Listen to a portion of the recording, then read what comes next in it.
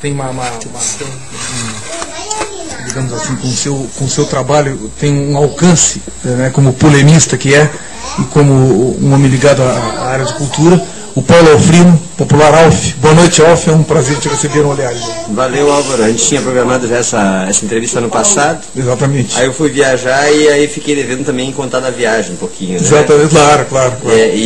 E essa viagem, até eu digo assim, ela impactou tanto na minha trajetória que é impossível eu falar a respeito do que eu penso hoje da vida e não tratar dessa... Então eu digo, foi uma boa estratégia ter deixado para depois das férias isso aí, porque realmente... Eu acho que sim. Porque eu acho que até quando nós estávamos falando sobre, na época, para tentar estabelecer uma data, né? Eu gosto de que essa data, na medida do possível, aconteça com alguma antecedência, para não ficar tapando furo, tal, de última hora, e estar correndo atrás, né? Então, preferencialmente, eu gosto que aconteça dessa maneira, que o cara tem tempo de se preparar, para montar mais ou menos, como eu te falei, um certo roteiro que mais ou menos... E assim, ó, o que eu digo a respeito dessa questão do tempo? Nesse um mês que antecedeu a entrevista... Pode falar um pouquinho mais próximo, porque às vezes as pessoas... Né? Nesse um mês que antecedeu, não estou acostumado com vocês, já vim aqui na rádio antes, mas não sou muito radialista. Uhum. Eu sou mais radiador. E aí eu lancei alguns cartazes na internet, divulgando, e aí agora... nos últimos 2-3 dias eu fiz uma panfletagem na cidade aí com 1.200 panfletinhos lá. É sério? Divulgando o programa, o horário, a frequência. Muito obrigado, tô olhando que fala desse trabalho de marketing que eu só penso por aí. Então assim, ó, na rua, tipo, todo mundo, né? Peguei fila ali da colônia, fila do legal. bairro, o pessoal do centro. Chega a colocar o sitezinho também, porque alguns não dão acesso. Botei o site da rádio, para o pessoal poder ouvir ao vivo, né? Botei o telefone também para contato. É ótimo isso. E já botei alguma informação a meu respeito, alguma coisinha. Legal. Eu vi aquela coisa, um triângulo que tu colocaste hoje, era aquilo ali, era basicamente aquilo ali. Exatamente. Legal. Trazendo ali alguns simbolismos, assim, para o pessoal já... Eu imaginei. Só que eu sou meio ceguinho, então para mim ficou um pouco pequeno, não conseguia identificar. Mas vi que era uma coisa relativa ao olhar, a tua presença. Sim, o complicado é o seguinte, é que por exemplo, essa mídia ela é paga por mim, né? Então eu tenho que fazer a otimização. Eu fiz 1.200 panfletinhos, que não é nada. Eu digo assim, hoje eu andava na cidade sem panfleto na mão e disse assim, mas quanta gente que eu podia estar entregando panfleto? Eu mesmo? Claro. Tu entregasse aleatoriamente mesmo, então? Não foi uma coisa dirigida? Assim, ó, eu vou dizer o seguinte, o que acontece? Eu procuro todos os públicos. Sim. Então, tipo assim, eu passei num lugar, eu passei no outro, eu dei, mas tal lugar seria importante porque, né, para não fechar exatamente, porque eu penso assim, que alguns assuntos eles precisam ser tratados como uma comunidade inteira. E tem gente que não vai, por exemplo, assim, quanta coisa que eu coloco na internet e que as pessoas não sabem. Por quê? Porque não sabem quem eu sou, porque não sabem qual é o endereço na internet, né, e também tem mais coisa para fazer. Sim.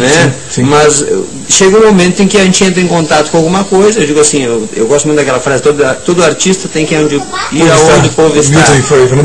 Então eu tenho muito isso aí, tipo, eu gosto de tocar na rua, eu gosto de expor os quadrinhos, as poesias, tudo na rua, né, e aí até eu não sei como é que está isso aí aqui em Pelotas, né, que agora com essa nova ética do calçadão ali, até o desenhista não pode mais desenhar no calçadão porque confundiram ele com camelô e tudo mais. De uma hora para outra, agora de uma hora para outra parece que resolveram fazer uma, entre aspas, limpeza, né? Sim. Bota aspas nisso porque algumas coisas se perdem. Uma coisa... O artesão, por exemplo, é diferente o trabalho, né? Uma coisa assim, até essa questão do artesanato, da produção pessoal, individual, isso é uma coisa muito diferente de, por exemplo, tu trazer um Paraguai comprar equipamento que foi feito na China, foi trazido de navio. Então que o cara vai buscar no Paraguai para vender aqui. É diferente do trabalho feito à mão por uma pessoa. E se é diferente, merece tratamento diferenciado também, né? Sim. E eu digo assim, aí tu vai ter, agora no piquenique cultural que teve domingo, a gente comentava assim... Eu não te encontrei lá, acho, né? Eu estava em posição de visibilidade, eu fiquei... Ah, é? Chegaste a ver passar, não? Não, eu não vi passar, não, mas eu vi algumas pessoas lá. Sim, eu também vi. Tinha bastante gente pra caramba, né? E eu comentava assim com um amigo ali, como tem artista em Pelotas? Tem muita gente em Pelotas que faz arte. E gente interessada nessa produção, né? Também. E eu digo assim, e a gente vai ter os artistas que são os profissionais e os artistas que são aqueles que gostam de fazer arte. Sim, e esses, eu digo assim, são mais anônimos ainda, porque a gente... Se a gente já tem essa quantidade de entre aspas, famosos, quer dizer, a gente tem pessoas que já têm uma certa circulação da sala de exposição, etc., né? Mas tem muita gente que não está. Né? Então até um certo momento da minha vida eu fiz arte, mas não expus isso. E eu sei que tem muita gente que pinta, que faz, né, que escreve, que canta, mas tu faz tudo em casa, escondidinho, né? Em casa é bom, né? Mas tem que botar pra rua. De vez em quando. Então, olha só, o Olhares tem já criou uma pequena tradição, né? Do ponto de vista assim, eu não tenho nada fechado, evidentemente, né? Então, mas a gente costuma investigar no melhor sentido da palavra desde a mais tenra formação, desde a infância. Então, a gente faz uma viagemzinha. Então vemos planejado. Então. Eu fiz assim, eu divido a minha vida em 6 partes. E entendo que cada cidadão pode dividir a sua vida nessas mesmas 6 partes. Então eu peguei as 6 primeiras letras do alfabeto e em cada uma delas eu aplico um pouco de esforço. Então a primeira letra A é arte. Então eu sempre tenho um tempo dedicado para arte, eu vou falar um pouquinho a respeito disso aí. Certo. Aí a parte referente à letra B, que são os bens, toda a parte material, né, da vida. Certo. C, a carreira, alguma coisa que eu vou falar a respeito, então também um pouco cronológico, um pouco a respeito da minha impressão, a respeito do que eu aprendi nesse tempo, da minha visão de mercado, alguma coisa que eu vou falar assim também. Certo. A respeito de Deus, letra D. A respeito de mim, o eu, letra E, e a respeito da família, letra F. Então eu vou dar uma pincelada rapidinho em cima de cada um desses aí, mas com alguma cronologia nesse sentido, assim, Tá, mas só pra gente tentar situar, assim, ó, por exemplo, de onde o Paulo Alfrim e a família? Bom, assim, eu nasci aqui em Pelotas. Meu pai nasceu em São Lourenço, era da área rural, veio pra cá muito jovem, se meteu a trabalhar com oficina, com esse tipo de coisa e continuou fazendo isso aí. É coisa mecânica mesmo? Ele trabalhava primeiro com carro, depois com oficina de parte elétrica, tipo rede elétrica, transformadora, esse tipo de coisa. E a minha mãe também ela é daqui, e ela é formada em advocacia. Então esse é o meu pessoal aí. Eu tenho gente com etnia forte lá do Líbano, né? Eu tenho gente daqui das tribos indígenas, tem o pessoal da África, tem o pessoal de Portugal, então misturado tem bastante, né? E tem umas histórias interessantes, tipo, tem alguns encontros, algumas coisas assim que aconteceram que a gente fica sabendo, mas que o tempo é pequeno para a gente contar tudo, né? Sim, certamente. Mas é que justamente 1h30, só a Rádio Cuba poderia conversar mais isso, que o programa é maluco demais de vez em quando, né? Fica assim, 1h30 não falou o que? Não, mas aí uma coisa puxa a outra, e essas coisas comezinhas fazem parte da nossa... 1h30 não é nada. 1h30 voa. Mas aí que tá, mas quando, por exemplo, a Didi entrevistou uma vez, era meia hora, eu disse, deve estar brincando, isso aqui é um terço do meu programa, eu falei pra ela no final, porque aí meia hora, então nem se fala assim, 1h30. Mas de qualquer maneira, não é qualquer lugar, essa noção evidentemente tu tem, que tu vai ter 1h30 para tu falar de coisas da tua vida que teoricamente não teria muito importante para a pessoa, mas por outro lado, as pessoas começam a dizer, pô, mas se identificar com coisa, pô, é legal isso, aquele cara falou isso. Então a gente vai juntando essas coisinhas assim que aparentemente não tem grande importância, porque a gente está acostumado a tratar somente as coisas que já são grandiosas como coisas importantes. E no entanto a nossa vida no dia a dia é tão feita de coisinhas pequenininhas que as coisas acabam tendo impacto na vida da pessoa, né? Então é isso que a gente tenta trabalhar, essas coisas pequenas, assim, do nosso, né, que transformam o nosso cotidiano. Então, assim, nessa parte artística, já que isso acabou sendo meio que uma puxada, assim, né, inicial, eu comecei desenhando.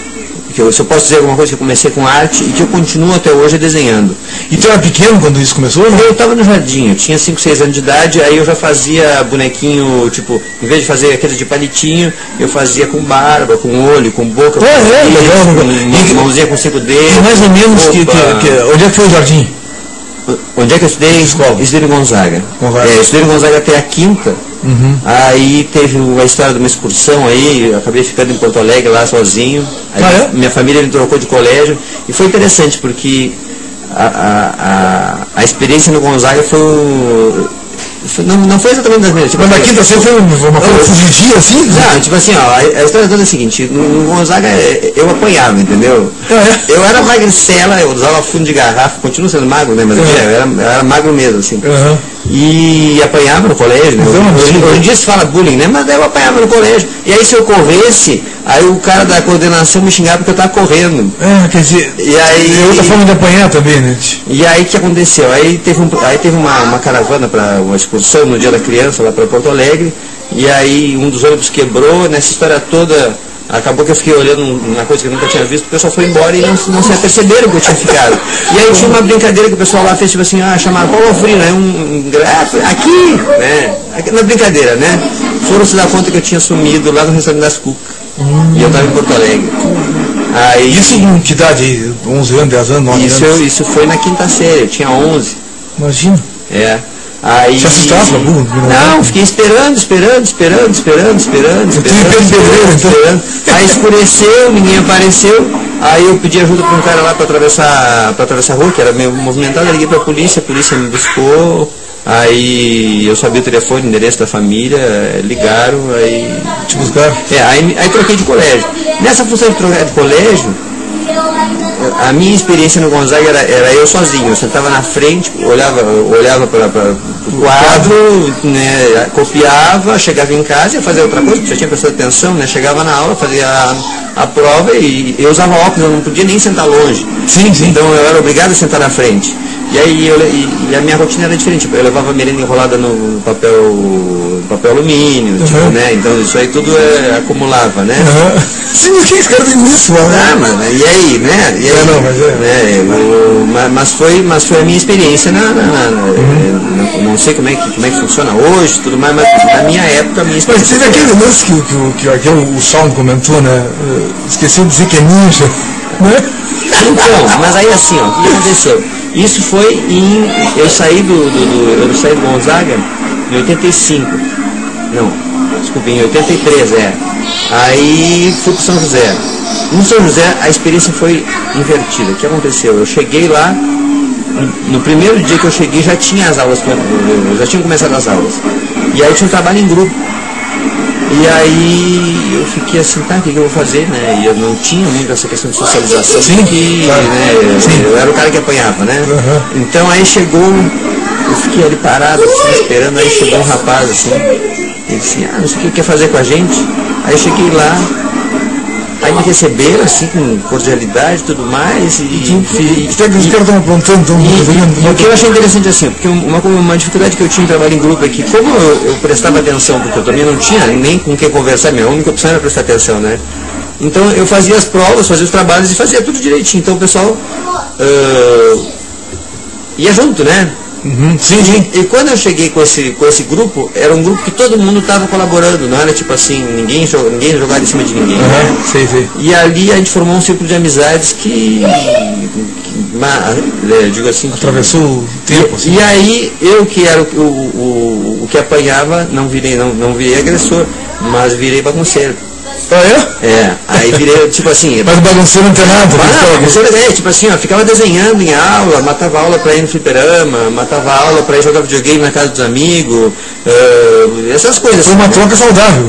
Mas tipo assim, por exemplo, com essa gurizada, eu fiz curso de informática, isso em 85. Em 85... Anterior à informatização pesada? Antes do PC, antes de muita... Eu comecei a mexer com o TK82C. Depois aí mexi com o TK85, eu mexi com o CP500, aí eu fiz Pascal, fiz umas linguagens, Sim, mas isso te deu uma base para quando a evolução dessas linguagens. Sim, eu digo assim, eu acompanhei informática, tipo, eu não sou expert em informática, eu tipo, você usa mouse, né? Mas hoje eu faço assim, ó, minhas coisas todas gráficas são feitas no Paint. Eu não uso nenhum programa avançado, eu não uso Photoshop, eu não uso nada. É só tipo assim, ó, eu quero escrever tal coisa numa foto, eu vou lá e escrevo um troço, eu quero recortar essa foto e colar não sei aonde, pronto. É nível básico, assim.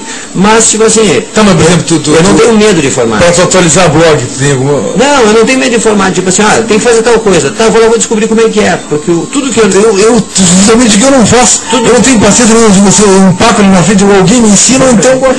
tipo assim, tudo que eu aprendi, eu não vou dizer que tudo que eu aprendi sozinho, mas eu fiz aquele curso lá em 85.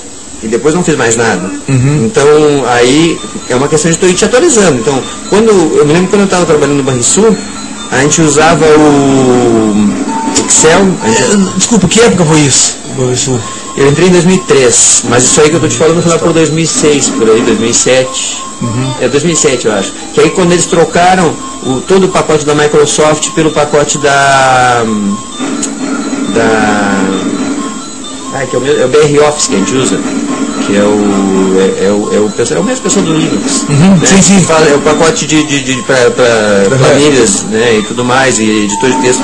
Então, sei lá, nós vamos migrar pro BR Office, alguma coisa assim. E aí depois eles acabaram trazendo para nós o Word 2010, porque a gente trabalhava num setor que recebia documento em formato lá tal. Então a gente sempre tinha que estar se atualizando. E eu sempre nunca tive medo não, vou entrar no menu, vou ver o que é, tudo mais. Então, se eu não sei fazer, é porque não precisei fazer. Então, o dia que eu precisar fazer alguma coisa no Photoshop, eu não tenho medo da informática, que ela vai me morder, porque sei que se um dia eu precisar... Sim.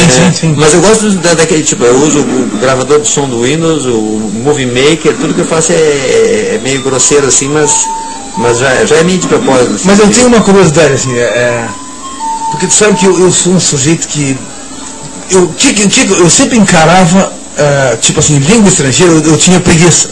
Então o espanhol não, porque o espanhol desde pequenininho, e criança pega muito mais linguagem, né? Então se mudaram, mudou um pessoal do Uruguai, os caras acabaram sendo meus vizinhos, né? Urca saiu na Carnari, Vicente Anauari, toda a família. Então, desde pequenininho, eu acostumei com o espanhol. Sim. E, pô, eu manjava bem direitinho, assim, só não tinha muita continuidade, porque não moro em fronteira. Mas então, por exemplo, eu pegava o Conejo de la Suerte, que eu pego a lunga deles, então, né, emprestava para ele, para os guri, emprestava Capitão América, Homem de Ferro, Homem-Aranha, e ele me emprestava, sabe? Em espanhol. Em espanhol, Tarzan e tal. Sim. Então eu acabava lendo os gibis em espanhol com 9 anos de idade. Sim. Isso me deu uma bagagem legal para o espanhol, né? Tanto, inclusive para a pronúncia, né? A pronúncia espanhol, a maior parte bem razoável. E aí, mas foi só. Quando eu venho na faculdade, bem mais tarde, depois de fazer direito, fiz letras, né? E aí eu não queria fazer língua estrangeira, mas aí tinha que optar por algum eu quero espanhol, o espanhol não tem, na época. Então, o que tem? Inglês ou francês? Então, francês. Aí entrei no francês, mas meio contrariado. Aí tu vê, isso acabou pra mim, depois chega o negócio da preguiça em relação à língua estrangeira. Porque eu gostava muito de ler, mas eu perco tempo, entre aspas, a ignorância, porque eu falei em troglodita, entretanto poliglota. Eu perco tempo aprendendo língua estrangeira e deixo um monte de coisa no meu idioma que eu não sei, por exemplo, tipo assim, o português ou o espanhol, que eu sempre lia bem também, relativamente bem. Aí, quando eu entro no curso de letras, a gente conseguiu tocar uma certa luta, assim, no sentido de não precisar fazer língua estrangeira, né?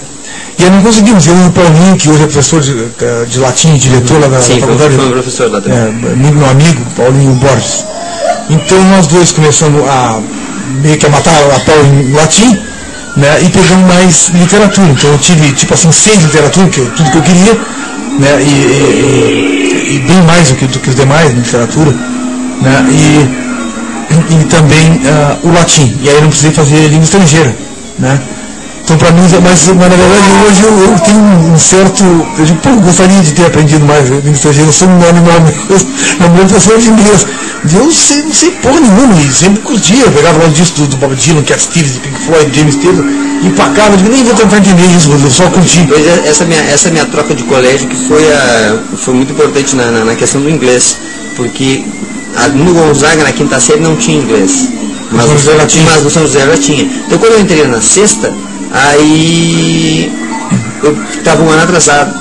Aí me chamaram para ter aula de reforço, eu peguei aquele livro, li o livro, fiz os exercícios que tinha que fazer. E matasse a prova. E aí peguei o livro da 6ª série, que era do ano, aí tipo, o pessoal estava no 2º capítulo, eu já tinha terminado o livro, aí eu comecei a ouvir música, comecei a ler coisa, aí depois quando veio a internet, pronto, né? Tá, mas como é que aconteceu, por exemplo, porque tu fala, quer dizer, claro, mas fluentemente eu falo português, eu falo inglês, o inglês já com alguma experiência, o espanhol eu comecei a falar recentemente, mas eu tenho uma convivência com o pessoal do Argentina, Uruguai, né? E eu tenho convivência com norte-americanos também, por isso e eu leio em francês, eu leio em italiano, eu leio alguma coisa em russo, eu leio em latim, alguma coisa. Mas é um dom especial para a linguagem. Assim, ó, a questão toda é a seguinte, por exemplo... Porque são línguas de estrutura muito diferente, o russo... Mas assim, ó, por exemplo, o russo, eu namorei uma russa. Tá bom. Então aí isso me incentivou. Aí ela me deu algumas dicas, né? Eu tinha que ter ouvido mais as dicas, talvez namorado com ela mais tempo, não sei, mas não... Mas você viu o que? Mayakovsky? Não, eu tenho o Novo Testamento em russo. Aí assim, aí o francês, o italiano, o espanhol, eu comecei num projeto recente. Então eu falava inglês, pronto. E eu tinha pra mim que o espanhol não era tipo, eu queria o francês primeiro. Meu filho pediu pra eu ensinar japonês pra ele, então eu tenho que aprender japonês. Eu tenho material de Tupi-Guarani em casa, eu tenho material em alemão em casa que eu quero aprender também. Mas tu acha que é uma propensão, que tu pega isso com uma certa facilidade, né? Sim, mas também é um objetivo meu. Tipo assim, eu tenho baixado materiais, agora mesmo a língua que eu estou estudando é o francês. Então eu digo, eu tenho baixado material em francês, eu tenho lido, eu tenho ouvido canções em francês, eu tenho visto documentários em francês, eu me coloco numa situação que eu sou obrigado a conviver com tá, mas digo assim, tu cria uma disciplina própria também? Sim. E essa é a questão que eu digo de ter a vida separada nessas 6 partes, tipo assim, ó, é só 6 partes da minha vida, então eu não posso deixar nenhuma. Aí eu fico dando uma olhadinha em cada uma, dou uma olhada rápida numa, dou uma olhada rápida na outra, mas eu tenho que fazer isso aqui. Então, por exemplo, eu desenho desde criança, e eu mantenho o desenho, eu canto desde criança. Eu continuo... Tipo assim, como é que começou o canto, por exemplo? Então, cronologicamente falando, né? Em 77 eu comecei a desenhar. Né? Nada relacionado a uma coisa com outra, tipo assim, foram coisas que foram acontecendo, né? Aí lá no colégio tinha os pequenos cantores, que era um coral infantil. Aí eu entrei no coral. No Gonzaga? No Gonzaga, isso. Isso aí foi lá para 1980. Aí, depois que eu saí do Gonzaga, tinha uma banda nos amigos meus, faziam backing vocals muito... aquela coisa... Sim. E eu me lembro assim, que quando, em 96, eu saí com a minha irmã, coisa muito rara de sair com a irmã, né? Mas eu saí com a minha irmã e com uma amiga dela, e aí tinha aqueles karaokê, e eu fui pro karaokê, fui cantar, eu me lembro que era uma música do Raul. Aí eu cantei, tu és o grande amor. E eu disse, eu canto muito mal, né? E pronto, fiz aquilo pra mim gravado, que eu cantava muito mal. E aí um dia eu tô andando na rua, achei um amigo que tinha feito um teste pro coral da Federal. E aí disse, não, por que tu não vai lá, não sei o quê. E esse coral da Federal também me fez muitas modificações. Quando eu cheguei lá, eu disse, mas eu não sei cantar, já falei pra maestrina lá, né? Eu disse, não sei cantar. Ela disse, vamos fazer um teste. Aí ela foi lá, ficou tocando no piano. E tinha o Sidney, que era um contrabaixo que auxiliava ela muito. Não, Sidney, ajuda ele. Coral de onde? Da Federal. O Sidney Rosa? Isso. Meu amigo, foi meu colega na faculdade de Direito. E aí eu sei que o Sidney me deu umas dicas ali, e aí eu consegui achar minha voz, porque eu queria cantar aguda e minha voz era grave. Não, essa é uma grande dificuldade. O meu filho, por exemplo, que toca violão e guitarra, né, ele às vezes está cantando meio esganiçado, e o filho está forçando a voz, procura o teu tom para não esganizar. Sim. Né? Porque tu não precisa, pode ser qualquer gênero musical, pode ser tango, pode ser rock, pode ser samba, pode ser baião, mas tu tem que achar o teu tom, né? E ele começou a educar isso um pouco melhor, né? E agora está querendo entrar para o conservatório para fazer violão e canto, né? Já comprei um violão clássico para ele. Depois disso, aí... Só um pouquinho, não quero te interromper, mas creio que tu vai poder retomar na boa esse... Né, nós estamos terminando o primeiro bloco porque não tem como fugir a isso, né? Sim. Quer dizer, o olhar sempre cumpre essa recomendação da área. Então nós estamos chegando ao final do primeiro bloco do... assim, só para tu não me cortar e para ser bem breve, assim. Então, em relação ao coral, só para terminar, para ele não voltar nesse assunto. Em 96 eu entrei para o coral da Federal. Em 97, em decorrência de um livro de Mormon que eu ganhei de uma colega do coral, entrei para a igreja Mormon e comecei a cantar no coral, Em 2000 comecei a reger coral. Inclusive em russo, em japonês. Não, já participei de coral com mais de um idioma, mas depois tive essa experiência regendo também. Então tá bem, parei. Tá bem, agora em seguidinho então Paulo Alfino volta no programa Olhares de hoje. Valeu, em seguidinho de volta.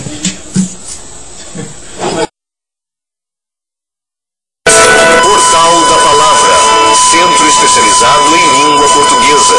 Grupos de estudo para concursos, vestibulares e Enem. Turmas reduzidas, aulas particulares, correções de textos, artigos, TCCs, dissertações e outros. Recursos de provas e certificados. Portal da Palavra, sob a coordenação da professora Ana Peil, na rua Major Cícero, número 247. Fone 3225-3345. Olhares. Produção e apresentação Álvaro Barcelos. Entrevistas, debates, histórias saborosas, humor, visão política, cultura. Olhares, toda quinta, 9 às 10h30 da noite, aqui na Rádio Com.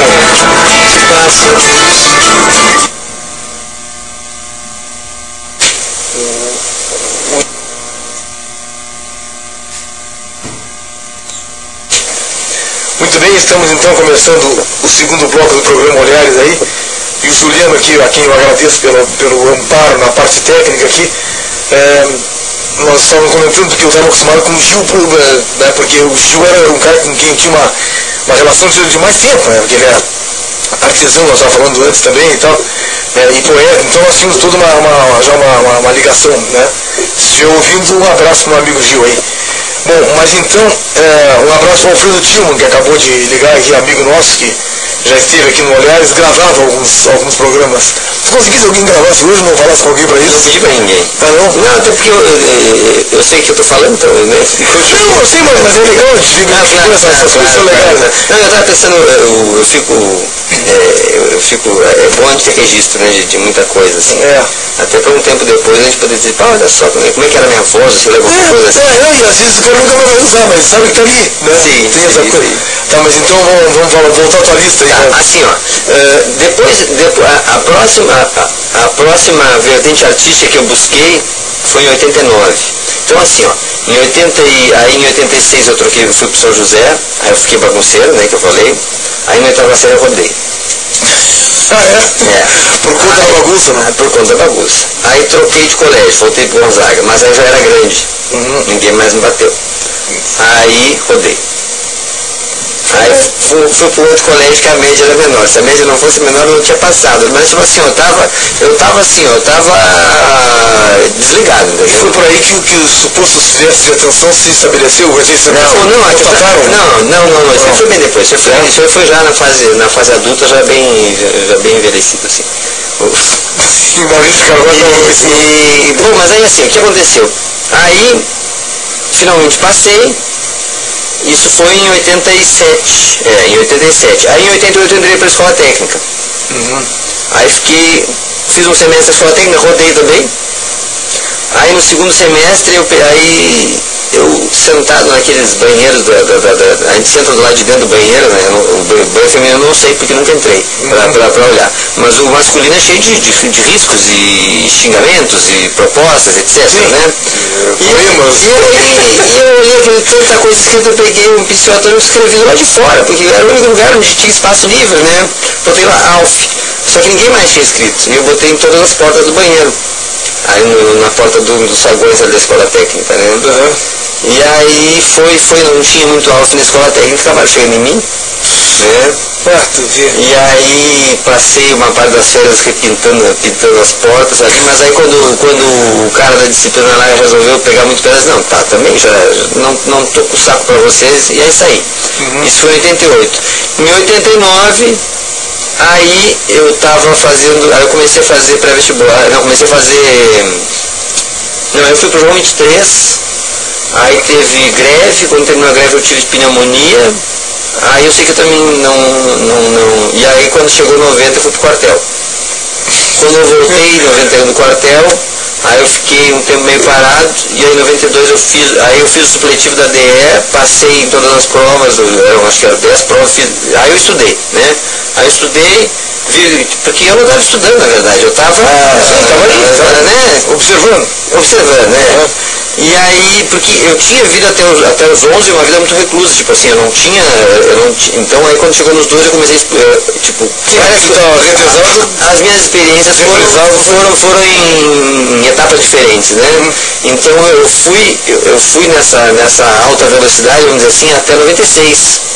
Então, só que nessa corrida que eu fiz até 96, tipo assim, aí eu comecei a treinar artes marciais, em 89.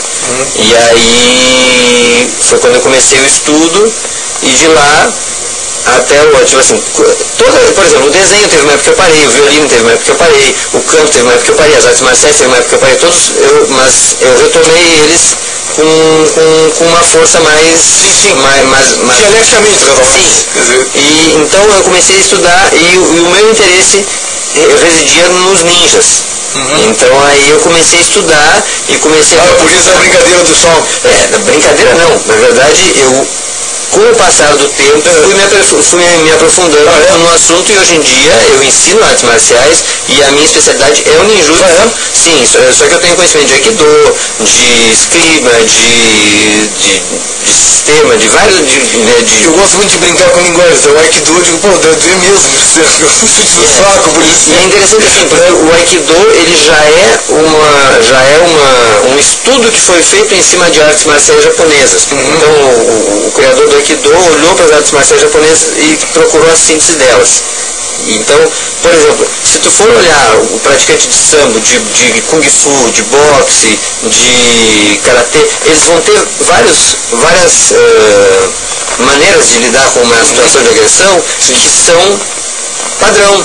Então, tu tirar o rosto fora, né, tu buscar um ângulo para fazer isso, então, algumas coisas são padrão. Então, por exemplo, quando eu estudo uma outra arte marcial, eu vou procurar o que ela tem que a outra não tem. Então, por exemplo, esgrima é uma arte marcial lá da Ásia, que eu considero maravilhosa, mas eles não são muito bons se o cara quer derrubar eles. Eles usam bastão duplo, eles usam alguns chutes simples, é muito eficaz.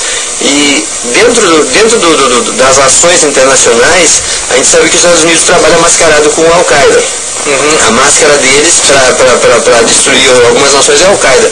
Então é uma equipe muito bem formada, muito bem fortalecida, e com essa arte marcial esgrima, eles conseguiram resistir durante um bom tempo aos mercenários da Al-Qaeda. Então a gente tem um respeito por essa arte, porque ela é eficaz. Mas não é perfeita, como eu digo, eles não são bons, por exemplo, em derrubar alguém, em serem derrubados. Por exemplo, se colocar, tipo, tu vai botar um judoca para lutar com um cara com 2 espadas, né? Mas vamos dizer que acontecesse, né, de chegar numa situação de confronto físico assim, uma maneira de lidar com essa arte seria usar uma estratégia na qual eles não são fortes. Então é importante conhecer as artes todas, as forças e as fraquezas. Sim, e poder somar nisso aí. Bom, depois disso eu fiz uma oficina de teatro em 90, aí comecei a mexer com fotografia também em 90, aí comecei a escrever em 92. E essa parte de escrever foi engraçada, porque aí na época aí em 91 eu fiz faculdade de publicidade, não, em 92 eu comecei publicidade. Aí era muito caro, e eu fiz 2 estágios não remunerados, tipo assim, vi que o que eles davam em aula na época, eu sei que o currículo deles passou por alterações significativas, mas na época o que os caras aplicavam nas agências, até porque eu digo assim, as agências de publicidade era tipo Miguelão, né, não sei, tipo, faz qualquer coisa, o cara tá pagando, mas faz qualquer coisa, tipo assim, eu tinha tido uma ideia, mas dá pra gente fazer um troço aqui, não, faz uma coisa simples, não sei o que. Fazia basicamente a coisa, tipo assim, visual? Não, assim, eu fazia que nem, tipo, eu faço tanto o texto quanto a parte gráfica, né? Eu digo, não fazia tipo o jingle? O jingle não fazia? Não fazia, na época não. Aí eu comecei a mexer com música em 94, né? Então aí foi a próxima, então em 94... Sim, mas tá, tu diz com instrumento, mas tu já cantava?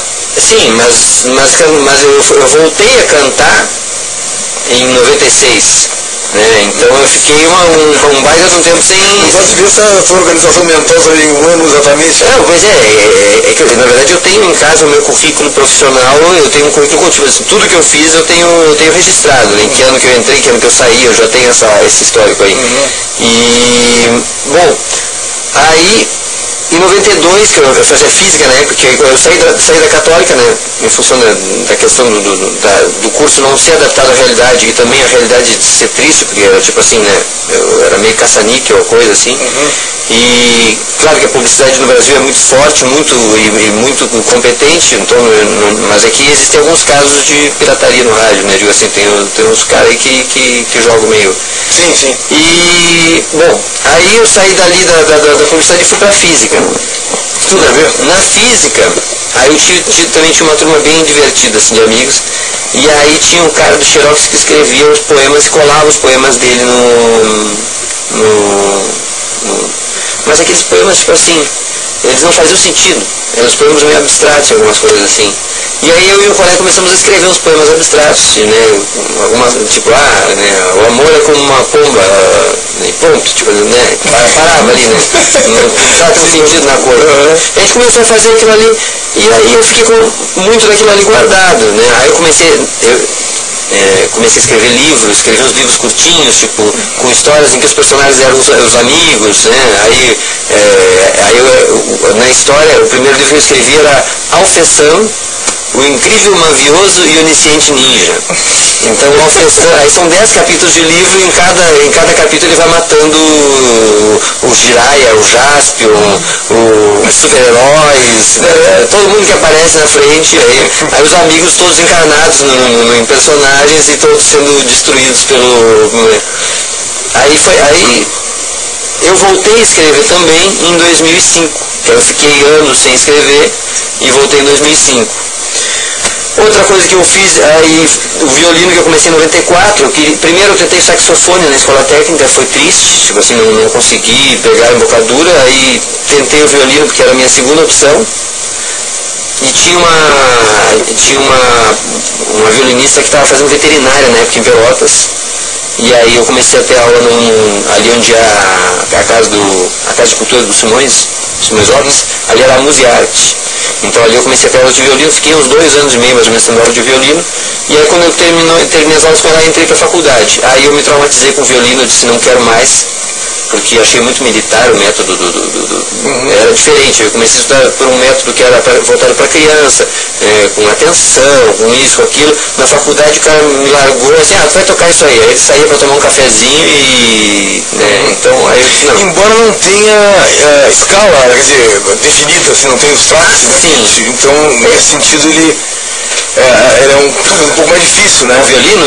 Pois é, assim, eu hoje digo que o violino é um dos instrumentos mais fáceis desde que se entenda o funcionamento dele. Mas ele é muito fácil, ele é de execução muito fácil. Eu trouxe o violino hoje aqui para tocar. Vamos tocar alguma coisa, Cafu, sim. Quando tu quiser. Que aí eu fico nessa carreira aqui, né? Aí em 96 eu comecei a fazer dança. Eu fiz flamenco uma época. Eu fiz aeróbica uma época.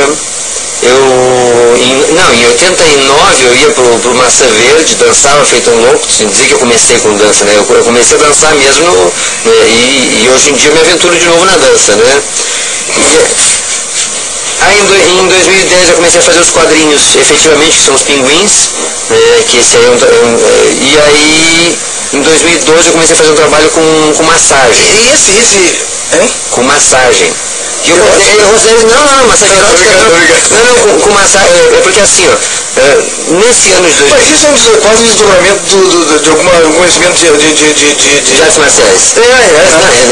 Com certeza. Então assim, eu comecei a estudar, porque eu comecei a estudar o violino por causa do ninjutsu. Então, dentro da definição do que é um ninja, o ninja ele precisa ter algumas habilidades. Então, por exemplo, eu me esforço com a língua estrangeira porque é uma necessidade minha enquanto ninja. Eu me esforço nas artes porque é uma necessidade minha também enquanto ninja. Então define ninja. Assim, o ninja ele é dentro de uma definição que foi dada. Assim, o ninja, ele inicialmente era um aldeão que tinha que se defender do senhor feudal. Então, por exemplo, hoje em dia a gente tem as Forças Armadas. Na época, quem servia o poderoso era o samurai. Então o pessoal tem o samurai muito como o herói, o honrado, etc. O samurai servia o opressor. E dentro da sua aldeia, tu tinha o pessoal se preparando para resistir a eles com técnicas, tipo, por exemplo, que nem aconteceu com os Estados Unidos, que foi lá na tragédia grande, na tragédia de guerra deles, que eles foram lá pro Vietnã. O Vietnã, eles não esperavam aquele tipo de resistência, eles esperavam né? Então eles não estavam preparados para aquele tipo de ação que eles tiveram. Então o ninja ele também trabalhava muito dentro da surpresa, dentro da emboscada, na noite, muita coisa assim, e que era considerado sem honra, vamos dizer assim, né? Porque os caras estavam defendendo a vida, né? Sim. E claro que desse meio surgiram alguns que se tornaram mercenários, né? Sempre tem o cara que se vende, aí tem os filmes hoje em dia falam do ninja como um assassino, tudo mais. O matar faz parte, né? Então eu fui entrar a fundo na parte da massagem quando eu estava estudando o toque da morte, ou seja, maneiras de porque assim, ó, a maior parte das artes marciais que a gente tem hoje elas são de competição, então tu não tem um golpe que seja intencional no sentido de matar. Por quê? Porque tu está treinando com um colega e tu não quer a tua massagem também não vai levar ninguém se meio, depois se levar isso profissionalmente não vai matar o só se chegar, por exemplo, o cara que chegava pão no Gonzaga, assim, ó, então o que acontece? O corpo ele tem vários pontos de contato, vários pontos de alavanca, várias coisas que fazem parte. E essa noção do mapa do corpo, os orientais trabalham muito, né? Então, isso é uma coisa que me incomoda no sentido de. Agora, num ano retrasado, eu estava com a minha filha no Laranjal, e aí nós fomos no postinho de saúde. E aí eu pedi lá uma orientação, e a médica ela disse, tal remédio. Eu disse, mas tem alguma coisa alternativa, tipo uma planta, alguma coisa assim? E aí ela disse, não, a gente não sabe isso, a gente não tem esse conhecimento. Então, na verdade, a nossa medicina aqui, ela é parcial, então não envolve relaxamento, não envolve terapias naturais, não envolve nada disso aí. Então, eu não tenho conhecimento de chás como seria o ideal, mas bem de plantas, alguma coisa assim como seria o ideal. E curiosamente, nós que teríamos toda digamos assim, uma rede, né, muito poderosa de conhecimento por causa dos indígenas aqui, né, grande parte do... Sim, mas os caras roubam, né? Uma coisa que eu penso assim, falando a respeito de lei, né? Lei é uma coisa que me faz pensar muito.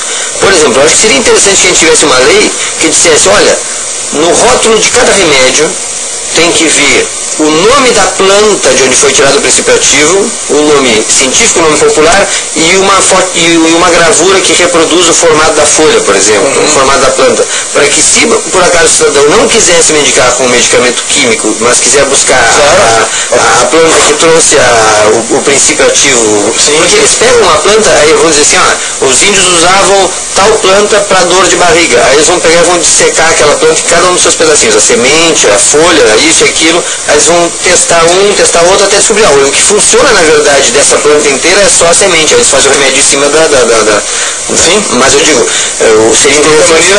Essa sabedoria dos indígenas, fosse ou não a semente, mas ela sabia que aquela planta ia atuar. Claro. Então eu digo assim, e uma coisa que eu penso assim, deve ter visto evidentemente o excelente filme do Fernando Meirelles, o Jardineiro Fiel. Não. Ele toca na ferida da indústria, mas na ferida da indústria farmacêutica, a ponto de ter sofrido tanta pressão de laboratórios ingleses e outros aí, que ele disse, não faça mais filme estrangeiro. Claro, porque ele E uma coisa assim, o conhecimento que existe hoje, se tu pegar o conhecimento que vamos dizer que eu demito todos os cientistas hoje. Se eu pegar o conhecimento que já existe e aplicar isso para o bem da humanidade, porque todo conhecimento científico que chega na nossa mão primeiro foi desenvolvido para militar. Então, não sei tal coisa, primeiro, sistema de rádio. Os caras provavelmente pensaram em como é que as tropas iam se comunicar sem que ninguém soubesse, para depois chegar na mão mas eu digo assim, e a gente tem uma gama de conhecimento que, se fosse usada e outra coisa que eu digo também que é uma das coisas que é mais recorrente para mim é a seguinte: por exemplo, dentro da cidade de Pelotas nós vamos ter um universo de 300 e poucas mil pessoas, vamos dizer, né? Dessas 300 e poucas mil pessoas, tantos por cento, vamos dizer, 10% conseguiu terminar a faculdade. Desses 10% que conseguiu terminar a faculdade, 2% trabalha na área de pesquisa. Desses 2% que trabalham na área de pesquisa, 1% faz alguma coisa que seja realmente relevante no sentido de transformar socialmente Então, se a gente tivesse 100% da população produzindo intelectualmente e também produzindo no sentido laboral, então, por exemplo, a comida que a gente tem hoje, ela vem na mão de poucos.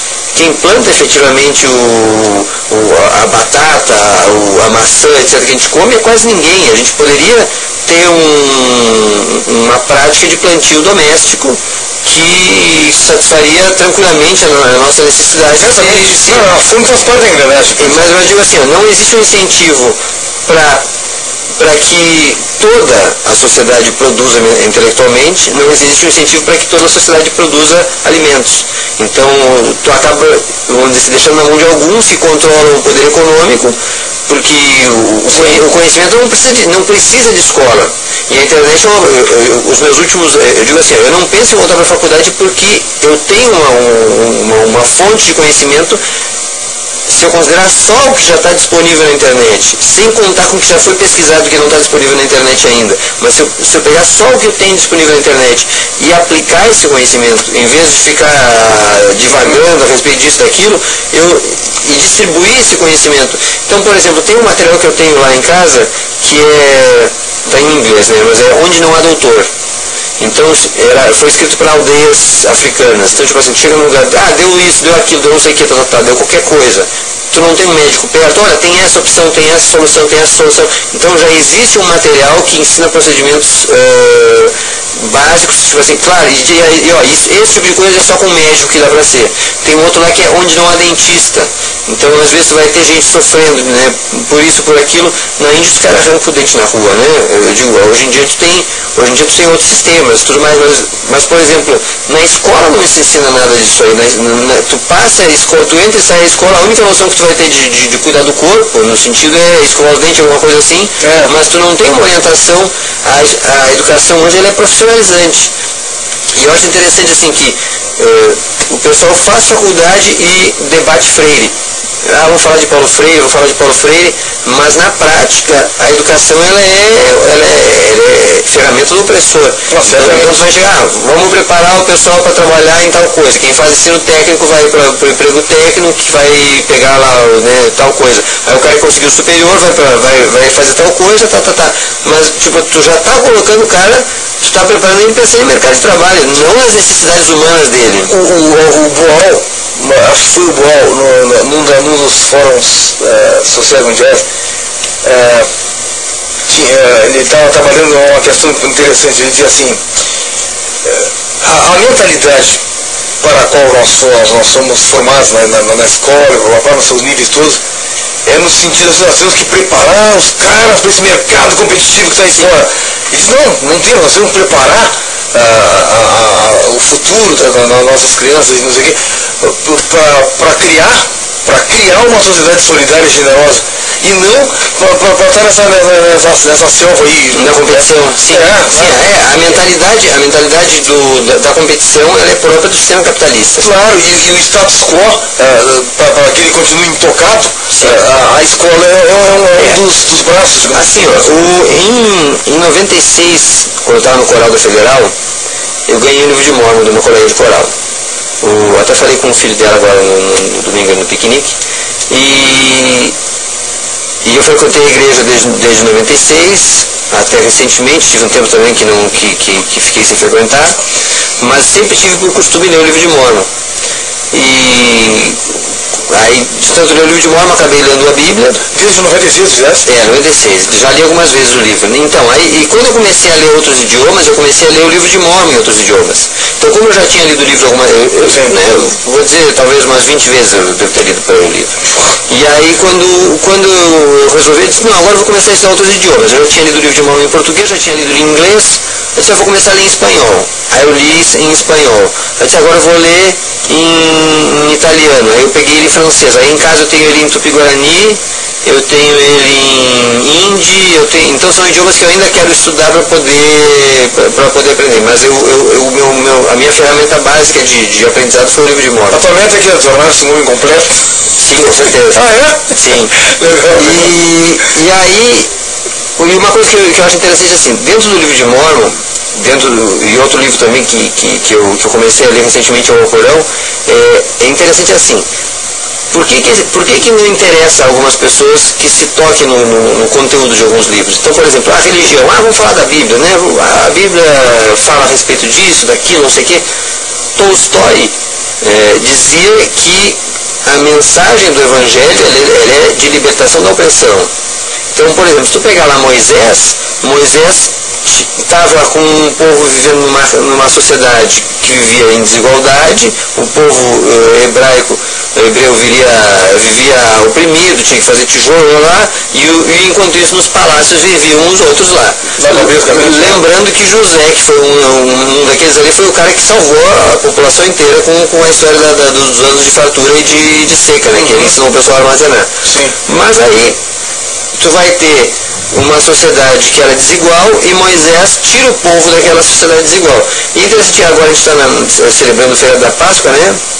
E a Páscoa originariamente não celebra a ressurreição de Cristo, mas a libertação do povo de uma situação de escravidão.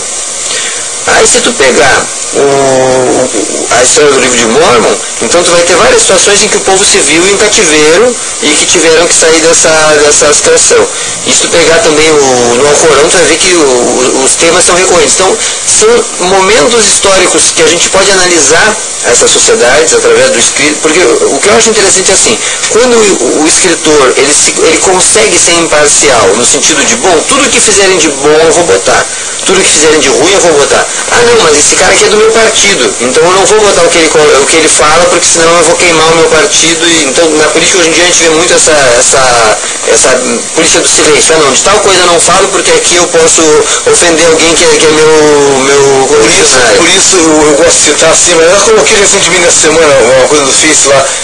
O Eduardo Galeano dizia, referindo-se à junta tuitiva da Bolívia, né, no La Paz, em 1719, por aí, temos guardado um silêncio bastante parecido com a estupidez.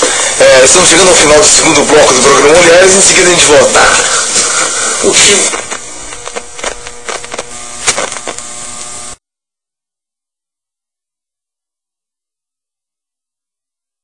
Muito rápido. Então, assim, só para não todas essas coisas que eu falei até agora, que estão ainda dentro da letra A, né? A gente está no terceiro bloco e já não falamos quase nada.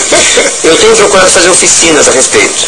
Isso o Alfredo perguntou. Então assim, eu tenho dado oficina eu já dei oficina de artes marciais, de violino, já dei oficina de desenho, já dei oficina de... acho que foi isso aí? Teatro e dança não? Não, teatro e dança não, mas de artes marciais, de música e de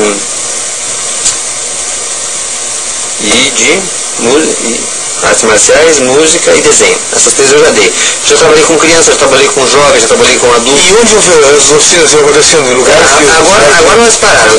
A última oficina que eu estava dando eu tinha uma turma de 12 alunos, mais ou menos, que eram adolescentes lá na igreja, né? E aí eu estava dando para eles, aí parei. Ali no caminho do Brasil? Ali na frente do Parque Tênis. Sei. É enorme aquele troço. Mas parei, né? Parei de lecionar, por enquanto nada, né? Mas assim, uma coisa a respeito de oficinas, que eu penso, e até eu digo, no ano passado teve uma conferência de conferência de cultura, e eu disse que isso é uma das coisas assim, que eu creio que seja das essenciais, que é preciso mexer na educação, e uma das coisas que é importantíssima na educação é que a arte seja não reservada a um grupo, mas que a arte seja uma propriedade pública. Eu te encontrei na antiga faculdade de arquitetura, ali na 15. Não foi isso aí? Isso aí. Então, e uma coisa que eu disse assim, até eu conversei com alguns artistas daqui da região. Os artistas precisam na escola para que o aluno da escola, e de preferência toda a população, né, mas eu digo assim, já que eles têm informação mais explícita ali, né, que ele seja incentivado a ser artista. E outra, que ele entenda o que é a vivência de alguém que eu estou por viver dentro desse meio. Porque a gente sabe, porque eu digo assim, eu já pensei em ganhar dinheiro com arte, mas as poucas experiências que eu tive é determinante. O artista regular, vamos dizer assim, o artista normal, ele tem uma dificuldade de ser remunerado. Agora, o artista famoso, ele é extra remunerado, hiper remunerado. Então tu vai ter um cara vindo aqui que tu vai pagar 150, tu vai pagar 150, só que todo mundo que está naquele lugar vai pagar 150 ou mais para assistir o cara, e aí de repente vai pagar R$10 para ver um conhecido, pois é, mas é conhecido, né? Então eu digo assim, tu tem uma dificuldade de remuneração dentro disso aí então eu digo assim, eu toco com várias pessoas, eu já até fiz uma lista aqui de algumas pessoas com quem eu tinha tratado que deixa pra lá. Não, mas eu já toquei com o Serginho, eu comecei a tocar com banda com a Brutal Rabbits, que virou Banda Abreu, toquei muito com pessoas de Rio Grande, que eu achei eles tocando na rua, tipo assim, eles resolveram tocar do nada, montaram equipamento na rua, eu estava passando por ali, resolvi tocar com eles e a gente fechou uma parceria muito legal, já tocamos várias vezes, né?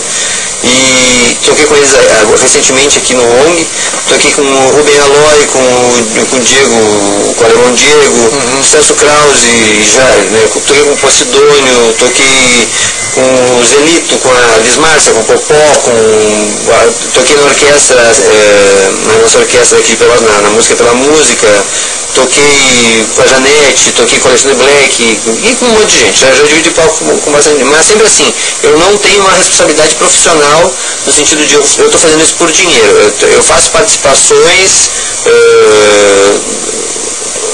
colaborativas, então tipo assim, o pessoal vai se apresentar, acho que o violino vai ficar legal, então tá, vamos ensaiar, vamos fazer 1, 2, 3 ensaios, o que for, né, mas como profissão eu não a minha profissão hoje, eu até penso em pedir demissão daqui uns dias, eu sou meu chefe, né, eu trabalho com tradução e com correção de textos, eu já fui garçom, já fui bobinador, já fui professor, já fui bancário,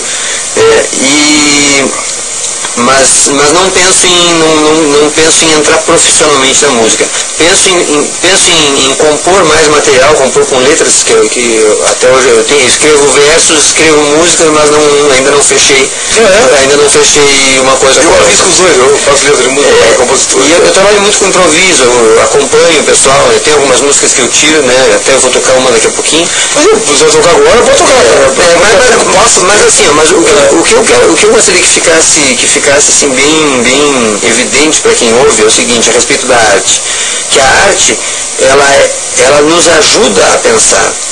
No momento que a pessoa se envolve com a arte, seja ela marcial, seja ela musical, seja ela o que for, isso aciona um lado do cérebro que normalmente não é utilizado. Na escola a gente faz contas matemáticas e lógicas, a gente não fala em sentimentos. A música requer, a pintura requer, então a gente vai trabalhar um lado nosso que normalmente vai ficar adormecido. Bom, assim, antes de entrar na música, só que tem algumas coisas assim que eu gostaria muito de falar, assim, que eu não, né, dentro da questão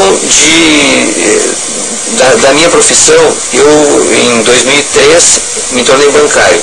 Dentro do sistema bancário eu fui caixa, atendi na mesa ali, né, aí teve um concurso interno e eu virei supervisor regional de vendas. Então eu viajava, treinava o pessoal, ensinava sobre produtos, etc. Aí fui parar em Porto Alegre, trabalhei na parte central do banco, que, né, pensava em estratégias, etc. E aí depois, por fim, vim parar na superintendência regional aqui, dando assessoria para os gerentes, para o superintendente. E vi muita coisa acontecendo de como é que o banco funciona, Depois que eu saí do banco, eu pedi demissão do banco, Chegou um dia que eu disse que eu não queria mais e saí do banco, e aí eu fui, e eu já não concordava com algumas coisas, tipo assim... Quanto tempo ficaram? 2 anos? 6 anos. Então era um incentivo muito grande para que as pessoas emprestassem dinheiro, e aquilo me incomodava, tipo assim, mas os velhinhos pegando dinheiro emprestado para comprar qualquer coisa, nem, né, tipo, nunca ia usar aquilo ali, né, eu dizia, tá, mas também que seja oferece para ele um colchão ortopédico, alguma coisa que vai ser útil para ele, né, mas aquele incentivo sobre, né, para gastar, e aí depois que eu saí do banco eu me dei de cara com um documentário chamado Zeitgeist Addendum, que aí ele explica como é que funciona o sistema agiotagem. Exato. Então, tipo assim, tu deixa R$1.000 no banco, a partir daqueles R$1.000 o banco pode emprestar 11 mil.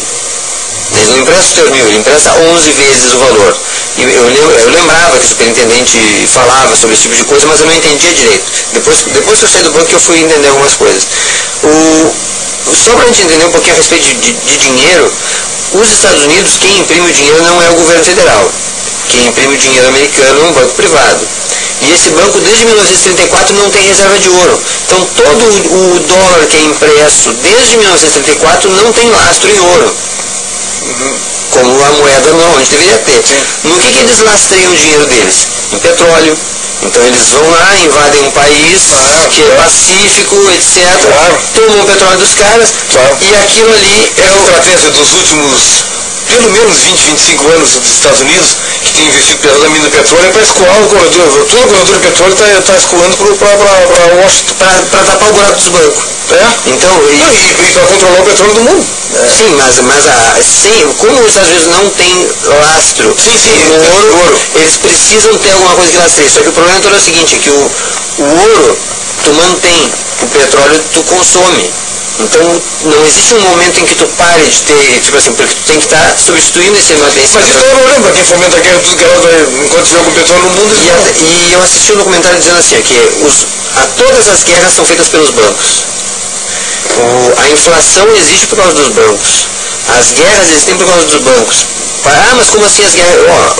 É porque existe uma troca de domínio econômico. Então, por exemplo, antes os Estados Unidos era controlado pela Inglaterra e pela França. Quando eles abriram mão do sistema bancário inglês e francês, e eles criaram o próprio, eles tentaram se manter dentro daquilo ali. E os presidentes estavam lutando para que os bancos privados não tomassem.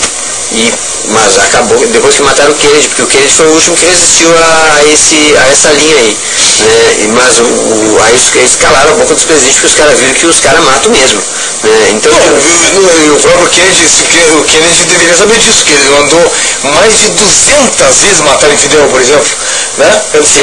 Então ele não sabia que ia matar o presidente. Mas assim, as corporações, tipo, uma coisa é o governo, não tô defendendo ninguém, mas digo assim, uma coisa é o governo federal ter uma postura, outra coisa é, por causa de empresas, ter uma postura militar. Sim, mas é que as empresas, na verdade, estão muito acima desse passageiro, né? Sim.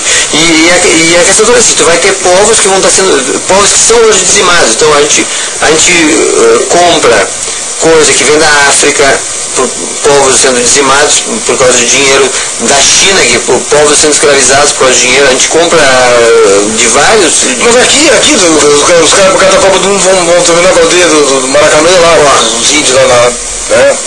Eu digo então assim, a gente tem pouquíssimo tempo, eu sei, então eu vou dar uma cortada no assunto. Não esquece muito com o tempo, porque eu falo um segundo programa contigo daqui a algum tempo. Não, assim, aí tu toma nota de tudo que já falasse. Dessa minha ida a Salvador, algumas coisas ficaram bem gritantes, assim. Uma das coisas que foi muito gritante pra mim é que eu nunca convivi tão de perto com indigência. Então, tipo assim, aqui eu tenho contato com pessoas indigentes, naturalmente, tipo, eu converso, interajo, mas lá é muita gente indigente. E eu parei num lugar lá que era um prédio caindo aos pedaços, que o cara me alugou um quarto lá, só que era dentro de uma Cracolândia ali, né? Então acabou que eu conheci o pessoal, mas, né, e eles têm um respeito muito grande uns pelos outros, eu digo, tem um pouco de violência, mas a situação, tipo assim, eu vi de perto muita coisa, então eu vi de perto o que é o cotidiano de alguém que é usuário de crack, e como é que isso afeta efetivamente ou não, porque tem muita coisa que é mistificada, né? Porque o crack mata, tá? Eu conheci gente que vivendo vida relativamente normal, sendo consumidor usual de crack, vi gente também naquela situação, tipo assim, que saiu da casinha, que não tem mais condição. Mas uma das coisas que me marcou muito, assim, duas impressões muito fortes, foi tendo uma conversa comigo que ele disse assim, olha, já teve um pessoal aqui nos avisando que quando chegar a Copa, eles vão recolher o pessoal de rua e vão levar para uns armazéns, vão dar comida, vai ter televisão, vai ter onde dormir, etc. Como se fosse uma coisa legal, mas tipo assim, não está sendo feito um trabalho de base, não se está educando essas pessoas, não se está orientando elas para uma vida social, está só atirando elas do cenário da Copa para que elas fiquem invisíveis. Isso aí é realmente complicado. E a outra coisa que me chamou muita atenção, assim, porque eu tive a oportunidade de ensinar essas pessoas algumas coisas. De que maneira? Eu levei os quadrinhos que eu fiz, que é os pinguins.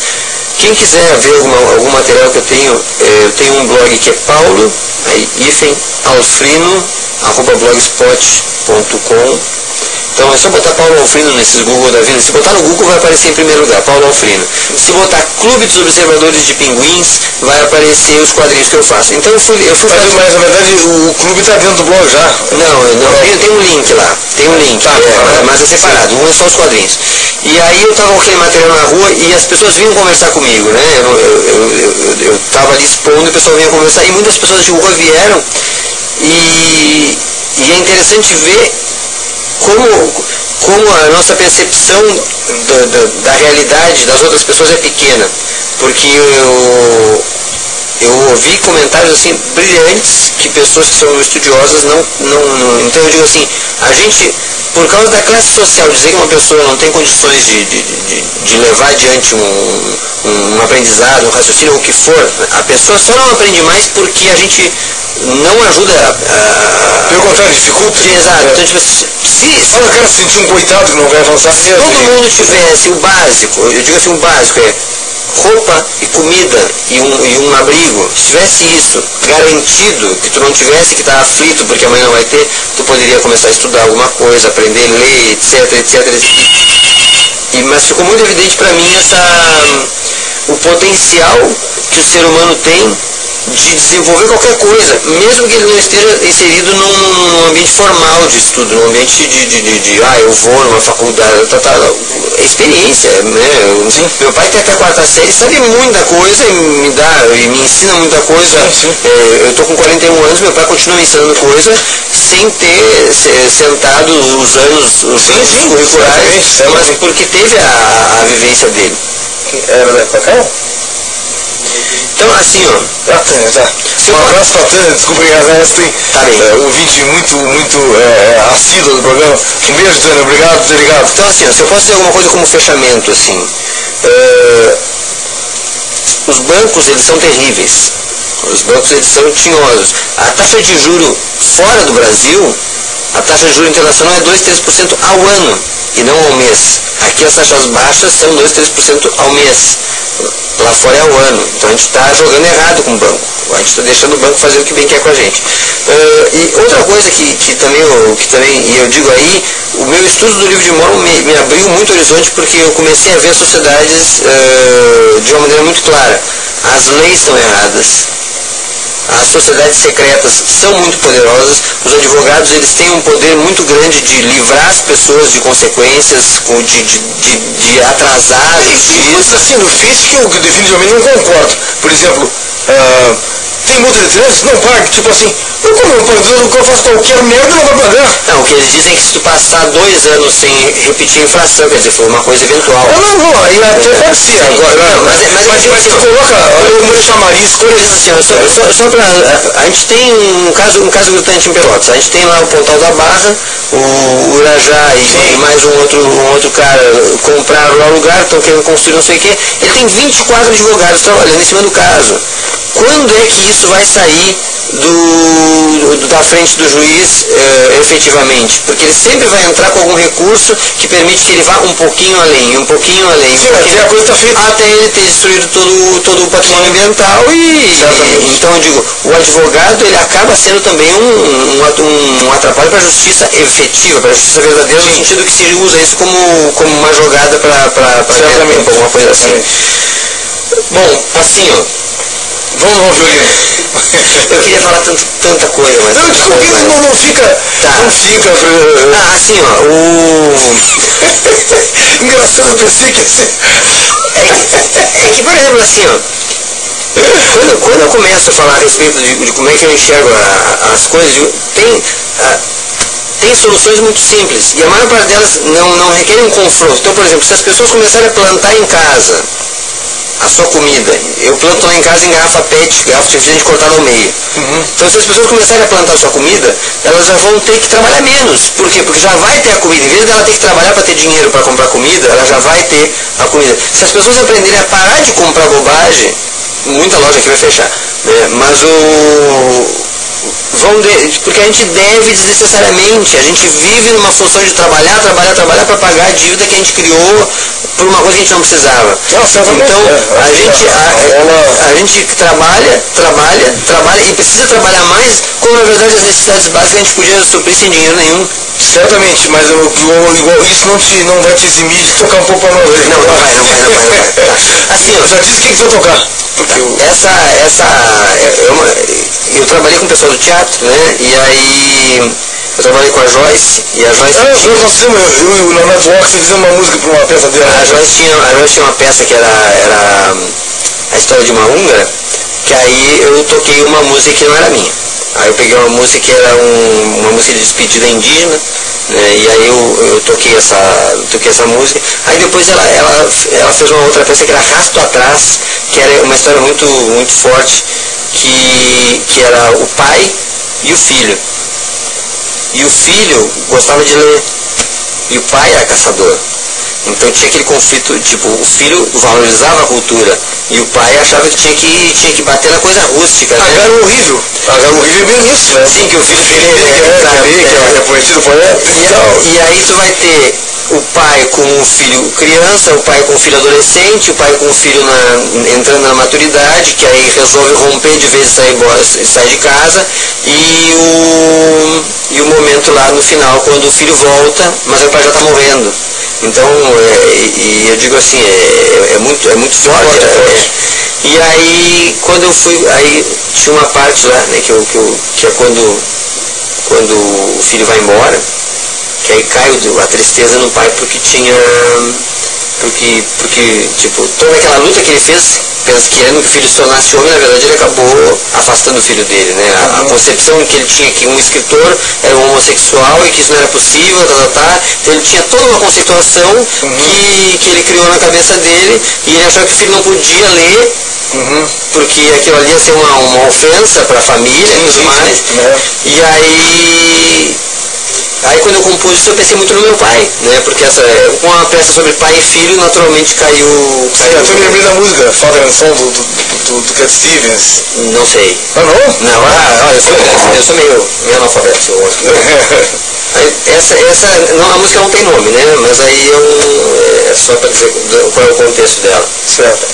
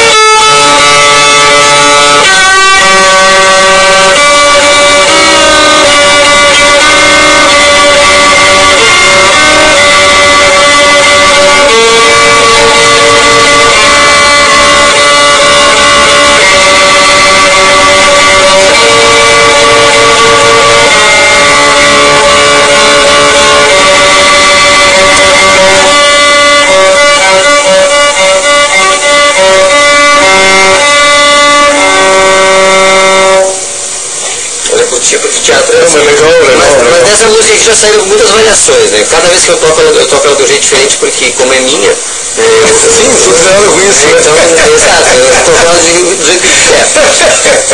Tá certo. Quantos minutos a gente ainda tem? Ainda tem uns 30, só uma breve despedida. Tem mais algum tema que tu queiras abordar? Assim, ó, de todas as coisas que eu posso dizer, que quando eu olho para a sociedade eu digo que está muito errado, a gente se separa em classes. A gente tem gente ganhando demais e trabalhando pouco. A gente tem gente trabalhando demais e não ganhando nada. Então, assim, como eu digo, Freire já falou sobre isso várias vezes. Freire disse, olha, não se trata na escola o assunto da pobreza. Isso não é um assunto de interesse de quem manda na escola. Só que não era para existir alguém que mandasse na escola esse ponto. Dentro das comunidades, as pessoas... É quase uma visão romântica, porque na verdade o modo como tudo se estrutura é muito mais forte do que supostamente uma aqui mandar Sim, ali. mas assim, por exemplo, aqui, Chega ao ponto, assim, a gente teve agora há poucos dias, um dos vereadores se reuniu com o pessoal para tratar a respeito da questão da educação pelotense. Se fala a respeito de reforma na educação e tudo mais, mas a minha pergunta é, essa reforma que se fala em educação é simplesmente estrutural, ou seja, merenda, quantidade de professores, etc., ou inclui a formação do indivíduo? Então, olha, a escola vai melhorar assim, mas a gente vai ensinar as pessoas por exemplo, não se fala em filosofia? Quando você, é preciso pensar a respeito da vida. Porque eu digo assim... A ditadura militar terminou com a filosofia, terminou com o latim, que é uma forma de tu pensar a própria língua. E que bom que falou na ditadura, porque assim, ó, tem um material que um colega meu da faculdade, o Bernardino, ele disse assim, olha, tem um material que eu preciso que tu encontre, ele me falou. E eu já encontrei, mas não consegui trazer para cá ainda. Eu só consegui alguns textos. É chamado Cadernos do Povo Brasileiro. Os comunistas, pré-ditadura, tinham um trabalho que era da seguinte maneira: eles faziam os caderninhos pequenos que era com a mesma cara daqueles caderninhos de conta em boteco. Então, por isso Cadernos do Povo Brasileiro, que o pessoal estava sempre devendo no bar, né? Não mudou muita coisa. E ali, dentro daquele caderninho tinha poemas, tinha histórias para vender nas paradas de ônibus. Então a ideia era atingir o público, era uma poesia com vocabulário, com uma temática que era própria para o trabalhador. E isso é uma coisa que pega muito para mim, assim, a arte tem que ser uma coisa social, ela tem que ter conteúdo. Você vai falar só da bundinha da tiazinha que ficou sacudindo na frente, lamento, isso não acrescenta em nada para nós, não traz nada. Então, eu digo assim, ó, Legião Urbana, hoje eu vi alguém cantando, uma outra banda cantando Legião Urbana, eu disse, esses caras tinham letra. Eles pensavam a respeito de alguma coisa e ajudavam as pessoas a pensar. Acho que gosto de São Paulo, gosto de São João, mas ele fala algumas coisas, mas ele fala,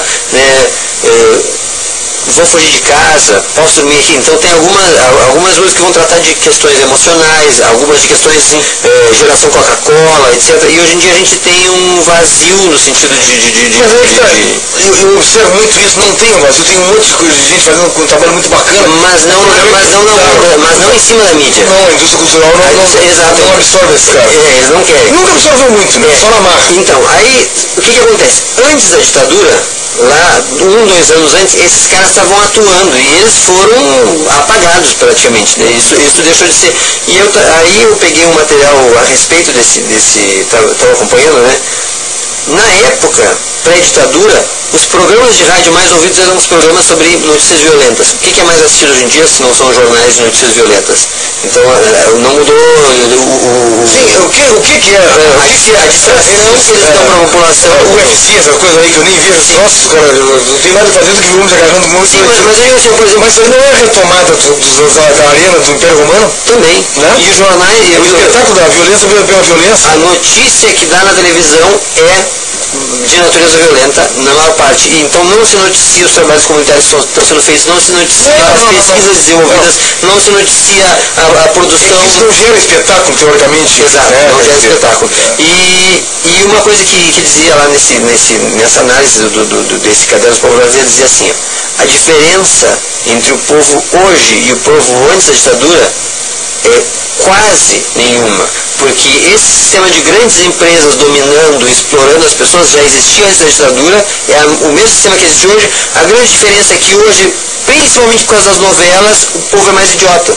É um processo de imbecilização crescente. Então tu não tem gente indo pra rua pra reclamar, tu não tem gente refletindo a respeito da realidade, tu não tem gente olhando, tá, mas peraí, por que tá acontecendo isso de novo por que os Estados Unidos estão atacando outro país? Tá, mas o que está acontecendo que eles estão sendo tão violentos lá dentro do...